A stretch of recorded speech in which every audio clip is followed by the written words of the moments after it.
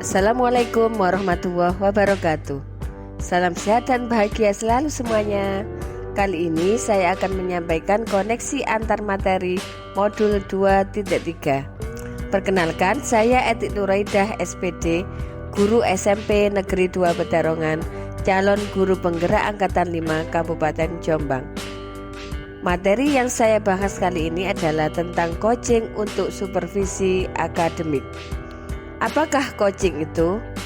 Coaching didefinisikan sebagai sebuah proses kolaborasi yang berfokus pada solusi, berorientasi pada hasil dan sistematis, di mana coach memfasilitasi peningkatan atas performa kerja, pengalaman hidup, pembelajaran diri, dan pertumbuhan pribadi dari coachee.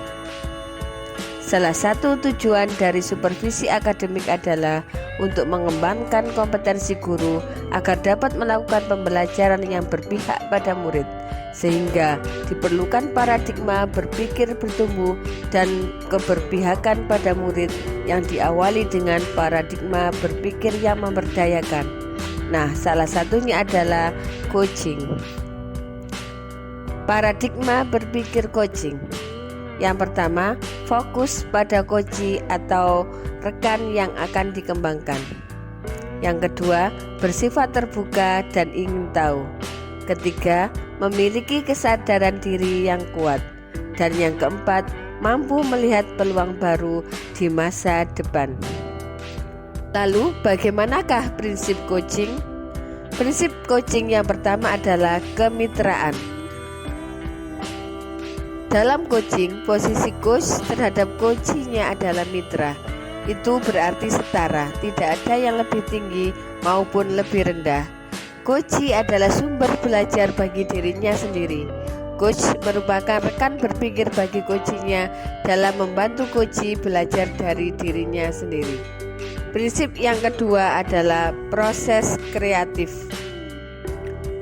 Coaching adalah proses mengantarkan seseorang dari situasi dia saat ini ke situasi ideal yang diinginkan di masa depan. Hal ini tergambar dalam prinsip coaching yang kedua, yaitu proses kreatif. Proses kreatif ini dilakukan melalui percakapan yang dua arah, memicu proses berpikir coachee, memetakan dan menggali situasi coachee untuk menghasilkan ide-ide baru. Dan prinsip yang ketiga adalah memaksimalkan potensi. Untuk memaksimalkan potensi dan memberdayakan rekan sejawat, percakapan perlu diakhiri dengan suatu rencana tindak lanjut yang diputuskan oleh rekan yang dikembangkan, yang paling mungkin dilakukan dan paling besar kemungkinan berhasilnya. Selain itu juga percakapan ditutup dengan kesimpulan yang dinyatakan oleh rekan yang sedang dikembangkan.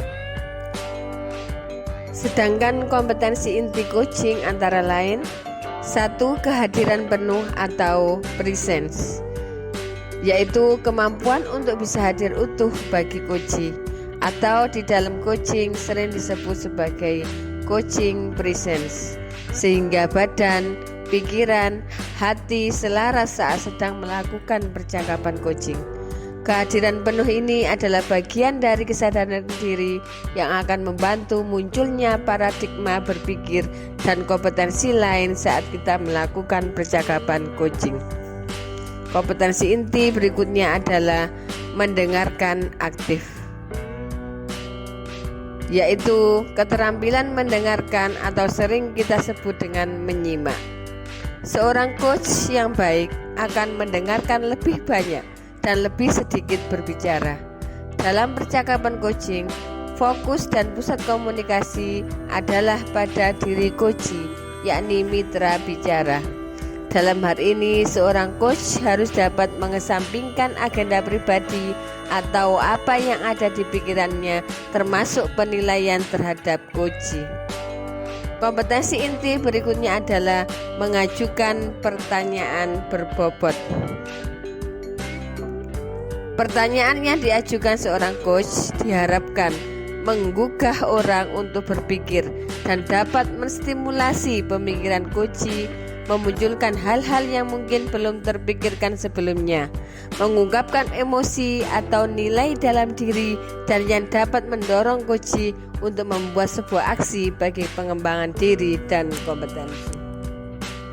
Percakapan berbasis coaching salah satunya bisa dilakukan dengan alur TIRTA. TIRTA adalah akronim dari tujuan, identifikasi, rencana, dan tanggung jawab. Tujuan untuk menyepakati topik pembicaraan dan hasil pembicaraan. Pada tahap identifikasi, menggali dan memetakan situasi saat ini dan menghubungkan fakta-fakta yang ada. Pada tahap rencana, di sini mengembangkan ide untuk alternatif rencana aksi atau solusi. Pada langkah terakhir yaitu tanggung jawab, berkomitmen akan langkah selanjutnya. Supervisi akademik dengan paradigma berpikir coaching.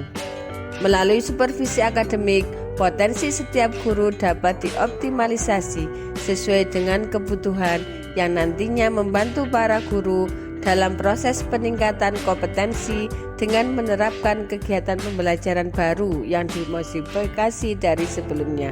Salah satunya melalui percakapan coaching dalam keseluruhan rangkaian supervisi akademik. Keterkaitan antara coaching untuk supervisi akademik dan pembelajaran berdiferensiasi. Supervisi akademik dengan paradigma berpikir coaching bertujuan meningkatkan kompetensi pendidik dalam mendesain pembelajaran yang berpihak pada murid. Hal ini selaras dengan tujuan pembelajaran berdiferensiasi, yaitu untuk memenuhi kebutuhan belajar setiap murid. Keterkaitan antara coaching untuk supervisi akademik dan pembelajaran sosial emosional. Supervisi akademik dengan paradigma berpikir coaching juga bertujuan untuk mengembangkan peningkatan motivasi dan komitmen diri guru, sehingga kompetensi sosial dan emosional guru juga meningkat. Demikian apa yang dapat saya sampaikan.